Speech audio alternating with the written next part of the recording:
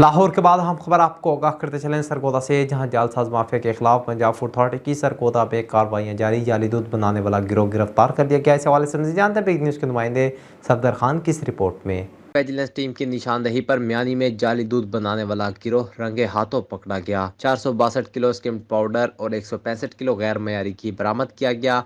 जब्त किए गए पाउडर और घी से 13,000 लीटर जाली दूध तैयार किया जाना था। पानी में घी पाउडर और केमिकल मिलाकर दूध जैसा महलूल तैयार किया जाता था। फूड सेफ्टी टीम को चेकिंग के दौरान 2 घंटे तक मुजाहमत का सामना करना पड़ा। जालसाजी पर मुलजिमान के खिलाफ थाना म्यानी में मुकदमा दर्ज करवाया गया। जाली दूध का इस्तेमाल इंसानी सेहत के लिए इंतहाई नुकसानदेह है। खुराक में जालसाजी करने वाले अनासिर की निशानदेही के लिए हेल्पलाइन 1223 पर राब्ता करें। Safdar Khan, big news, Sargodha.